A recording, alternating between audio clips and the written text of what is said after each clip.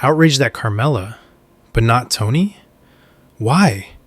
Because that reaction says less about the Sopranos and more about the audience watching it. Tony extorts, lies, cheats, and kills, often casually, sometimes proudly, and somehow he still gets quoted like a motivational speaker. Meanwhile, Carmella cooks dinner, goes to church, cries in kitchens, and gets treated like the real villain. Not because she's innocent, she isn't, but because she's something far more offensive, recognizable. Here's the uncomfortable truth.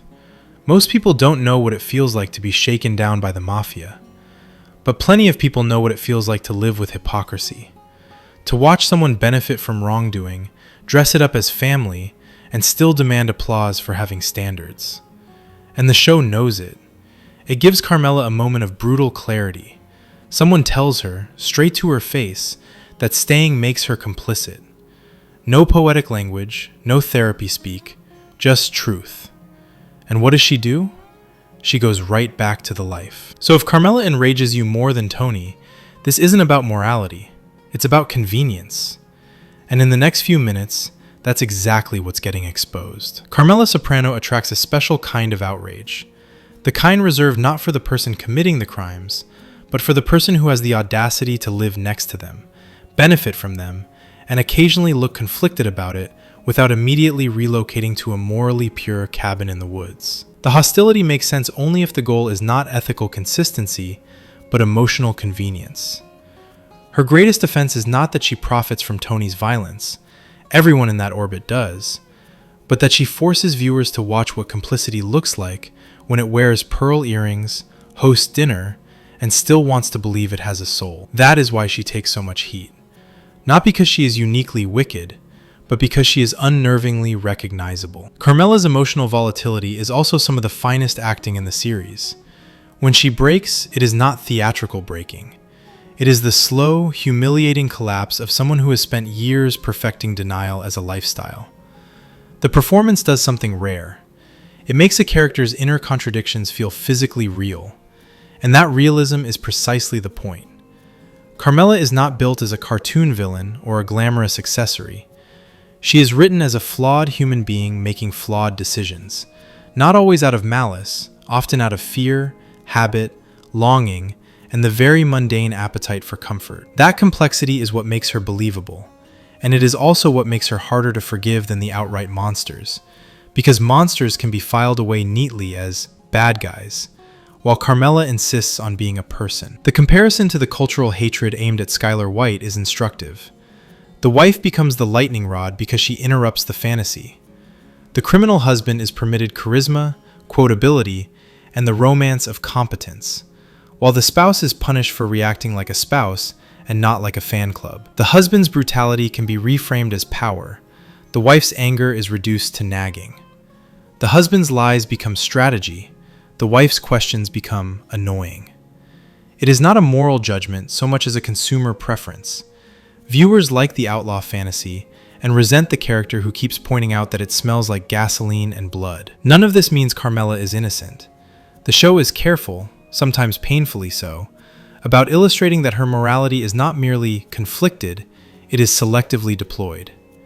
She can pray for salvation and then enjoy the benefits of damnation as if the two were separate subscription services. Her decisions are often self-justifying, and her self-justification is sometimes more offensive than Tony's crimes because it masquerades as virtue. Yet the disproportionate rage aimed at her, compared to the near-celebratory quoting and emulation of Tony's alpha posturing, exposes a mismatch in how audiences distribute blame. Tony is the willful engine of harm, the main agent of immorality, the person who chooses violence as a tool and a language. Carmella is, at minimum, an accessory, and not always a reluctant one.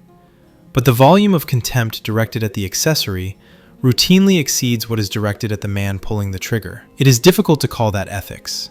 It looks more like a preference for judging the sin that feels personally familiar, hypocrisy, over the sin that feels safely distant, organized violence. Most people have not been extorted by the mafia, but many have dealt with sanctimony, denial, and self-serving righteousness. Carmella's failings land closer to home, so they sting more. That still does not make the math respectable. One of the clearest demonstrations of who Carmella is arrives in a moment that refuses melodrama and therefore hits harder. Christopher has been shot. Tony gets a call. The whereabouts of the Bevilacqua kid are known. Carmella watches Tony leave, understanding perfectly what that kind of call means in that household. When he returns from murder, she does not demand details. She does not recoil. She does not behave like someone shocked by the cost of the life she bankrolls with her silence. She is relieved. She is grateful. She is reassured that the man who can provide a suburban home can also provide a body count when the family feels threatened. After praying for wisdom and the right path, her practical devotion is to the strong husband who handles problems permanently. In the same breath that religion is invoked, violence is rewarded, emotionally, erotically, domestically. She caresses Tony and signals not just acceptance but renewed intimacy, even reversing her position on his vasectomy and entertaining the idea of another child. Nothing says moral clarity like recommitting to procreation immediately after an execution. This scene is not simply about Carmella being fine with revenge. It is about the specific way she metabolizes violence, not as tragedy, but as proof of worth. She values the killer when the killer protects her world. That is not naivete. That is preference. And it is consistent with earlier mythology in their relationship. The teenage story of Tony's fight with Dominic Tedesco, retold as a romantic origin tale in which brute dominance becomes a kind of courtship ritual. The show's satire is almost too neat. The same act that would be condemned in a stranger is cherished as devotion when performed by a husband on behalf of family. The fascination is not merely hers, it is embedded in the culture around them. Even Tony, who sometimes shows flashes of insight that his actions are wrong, is rewarded for his wrongness. He understands, on some level, that murdering someone barely older than his daughter is indefensible, that it is more flex than necessity, another ritual of dominance in a violent hierarchy.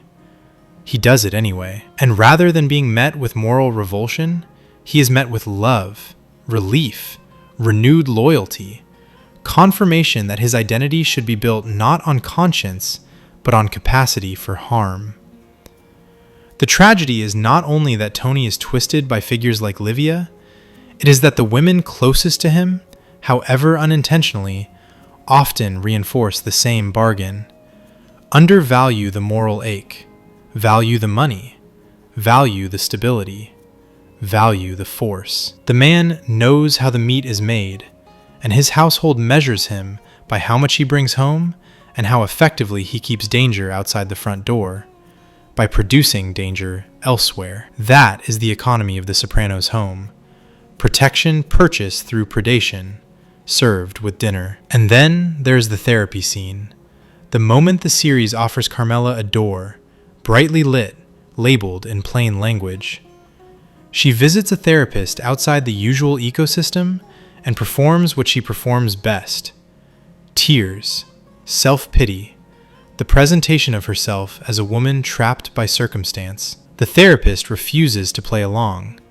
He identifies Tony's crimes, names her complicity, tells her that if she wants peace with herself, she should leave, and refuses her payment as blood money. It is one of the few scenes in the series where someone speaks to her without fear, flirtation, or bargaining. This is the kind of frankness that, in a more comforting story, would trigger transformation. Instead, it triggers a brief tremor of discomfort, followed by a rapid return to routine. The point is not that Carmella cannot understand the truth. She can. The point is that she can understand it and still choose the life. She likes the comfort. She likes the indulgence.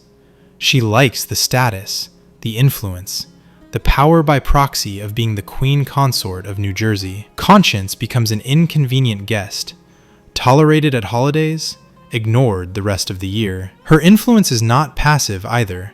She leverages the mob wife position to obtain what she wants from Meadow and AJ, applying pressure through social networks and intimidation-adjacent access the way other parents use PTA meetings. That is not simply survival, it is participation. Yet even this does not make her an outlier. It makes her a mirror. The most cutting observation about Carmella is also the most universally uncomfortable. Plenty of people condemn her for benefiting from harm, while quietly benefiting from harm. The series practically dares the audience to admit it. Sweatshops, environmental destruction, exploitative labor, cheap comfort purchased at invisible cost. Hypocrisy is not a Soprano family heirloom. It is a human one. Carmella's crime is being easier to recognize than the abstract supply chain. She is the face on the transaction. She is also, paradoxically, a competent domestic operator. The mockery of what she does all day is funny because it is petty, and it is petty because the show invites it. By the time the series begins, the children are older. She has help in the house. She does not have a job. She drifts through days filled with errands that look suspiciously like activities invented to justify idleness. Entertaining clergy, arranging estate planning, dabbling in projects like the spec house, painting fruit that someone will inevitably eat. It is easy to ridicule. It is also the point. Her labor is not survival labor.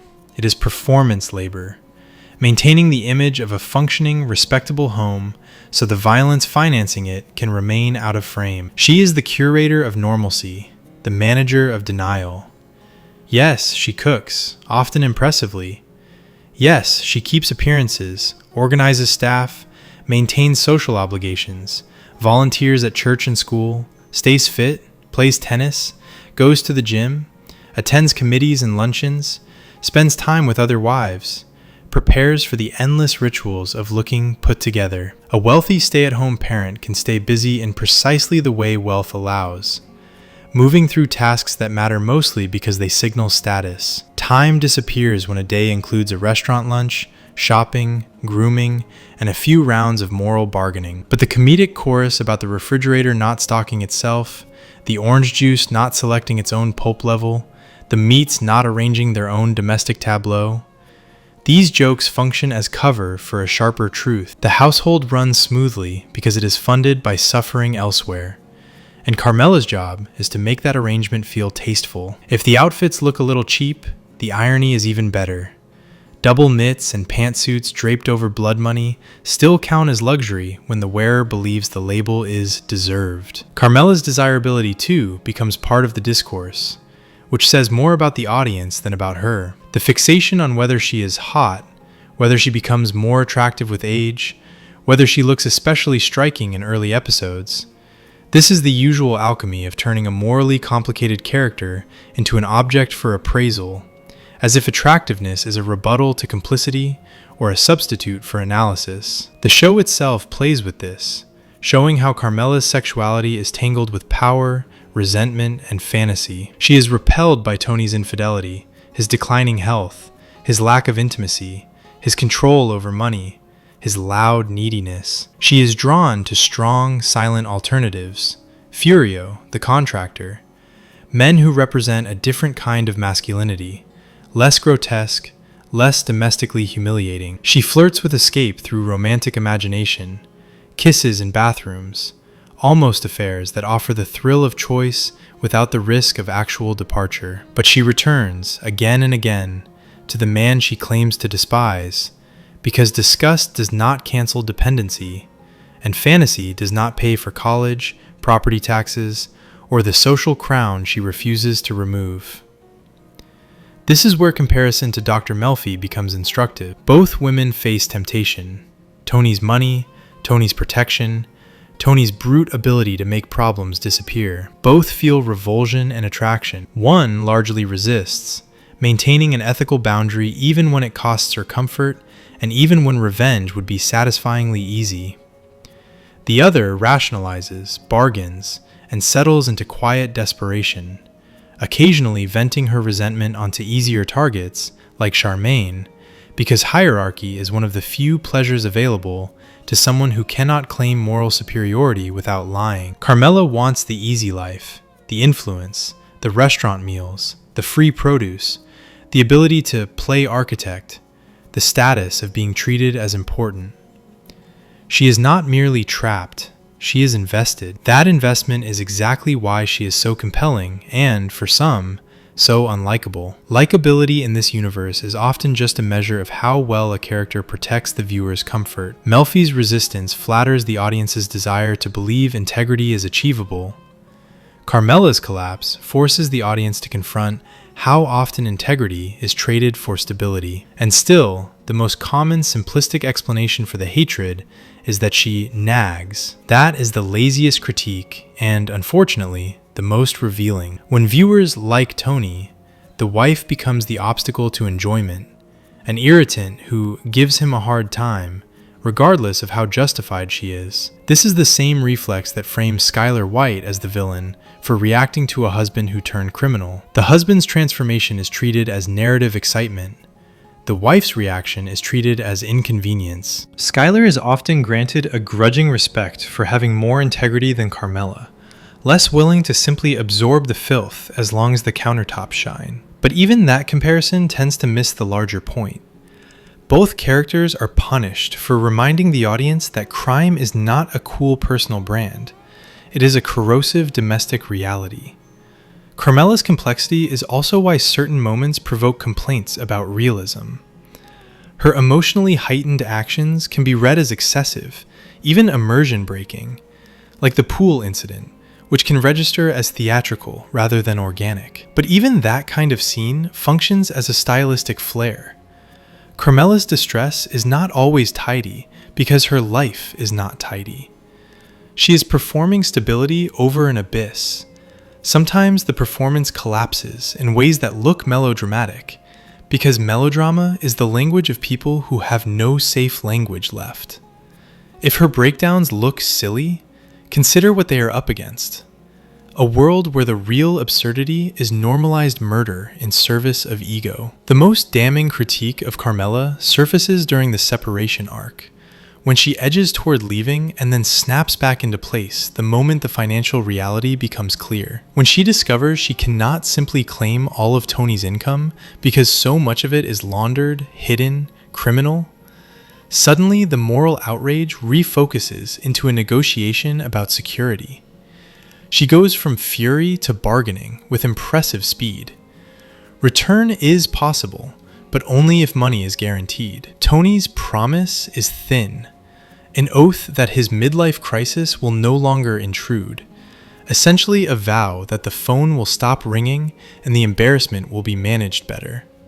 He offers minimal change, and it is enough, because Carmella's demand is not transformation, it is terms. Watching this is painful precisely because it feels real. It resembles the way many people behave in long-term dysfunctional relationships. The breakaway attempt is genuine. The misery is genuine. The desire for dignity is genuine. And yet, the gravitational pull of familiarity, comfort, fear, and dependence drags them back. The show's theme is not that people cannot change.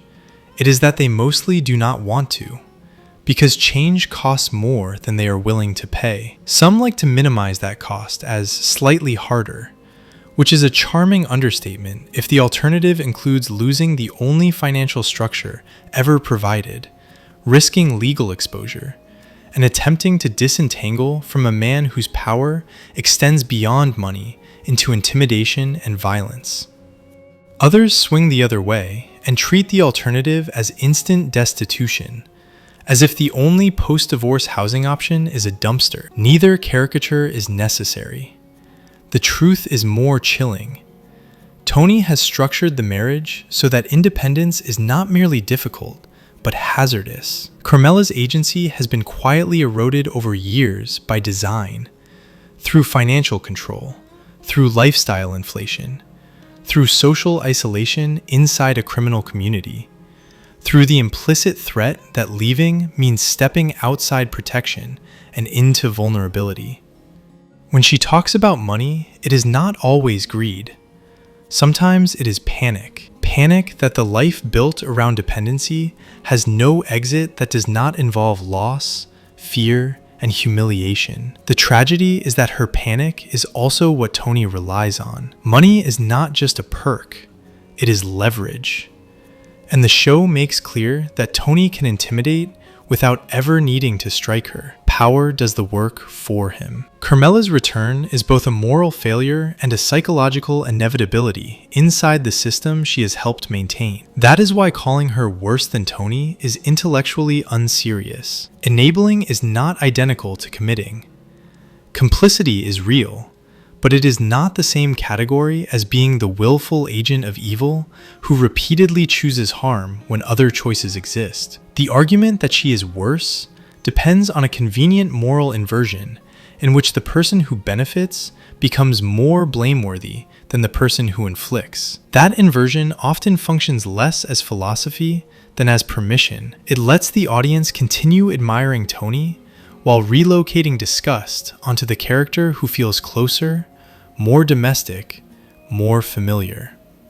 And there is another ingredient that cannot be ignored: the way some audiences judge women. When fans rage at Carmella while shrugging at characters like Ralph, who commits explicit acts of cruelty, one does not need a degree in psychology to notice the pattern. A certain subset will forgive monstrous men as long as they are entertaining, but will not forgive women for being complicated, inconsistent, or morally compromised. Carmella is not uniquely compromised.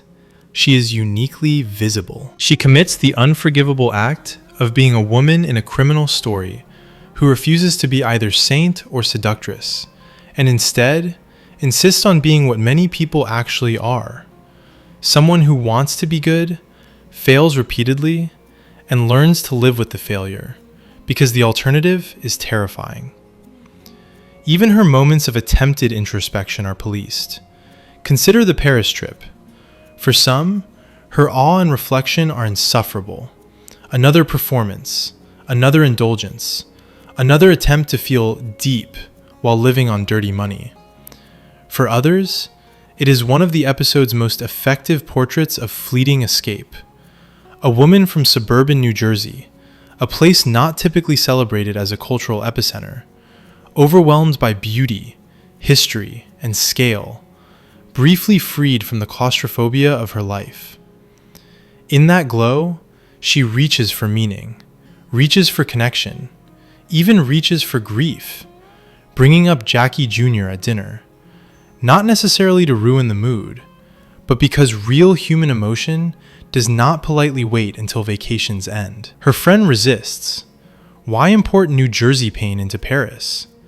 And Carmella backs off, understands, apologizes. The scene works because it shows a friendship that, amid shallow routines, contains honesty and trust. The line about worry, how it feels like all they do, and how it all gets washed away, lands because it is one of the rare times Carmella articulates something true without immediately weaponizing it. The moment holds tenderness, and it also holds irony. This clarity arrives in a city built on centuries of history, where a tourist can feel the weight of history for an afternoon, and then return to a life built on short-term appetites and denial. That tension is the show in miniature. Insight flickers. Then the center cannot hold, because insight alone does not dismantle systems of comfort. The brilliance of Carmella is that she embodies the show's central indictment. Moral awareness is not the same as moral action, and knowledge of wrongdoing does not automatically produce the courage to stop benefiting from it. She is not one-dimensional. She is not spineless in the sense of lacking feelings. She is spineless in the sense that feelings do not reliably translate into sacrifice. She wants goodness the way some people want fitness, sincerely, frequently, and without giving up dessert. She can be intelligent and still ask little of life, proving Janice's cutting observation correct in the most depressing way possible. She can despise Tony and still crave the security he represents. She can want independence and still recoil from what independence would cost. She can condemn violence in theory and still be soothed by it in practice when it serves her. That is why she is both unlikable and unignorable. Tony is a piece of work, undeniably, and watching his life unravel can be satisfying, in the way watching a wreck can be satisfying when the driver has been speeding for years. But Carmella hurts differently, because she resembles someone that might exist in the real world, a person who keeps choosing the wrong door, then decorating it as if decor can substitute for escape. That realism is why the criticism sticks, and why the acting shines. It is also why the audience's rage often feels so performative. Disdain for Carmella can be a way of reassuring oneself. At least that could never happen here. At least the right choice would be made. At least integrity would win. It is comforting fiction. The series, of course, has no interest in comfort. Carmella remains one of television's sharpest character studies, precisely because she refuses to resolve into an easy verdict. She is complicit, yes. She is also trapped, and not in the sentimental sense of being a helpless victim, but in the structural sense of living inside a machine designed to keep her dependent, financially, socially, psychologically. Her exit routes have been quietly bricked over by years of control, lifestyle, and fear. When she reaches for money during separation, it is not only grasping, it is recognizing too late that the family income is not clean, not claimable, not hers, and that her decades of domestic labor have been performed on a foundation that can collapse the moment she tries to stand on her own. That realization would rattle anyone. It reframes the marriage not as a romantic tragedy, but as a system of leverage.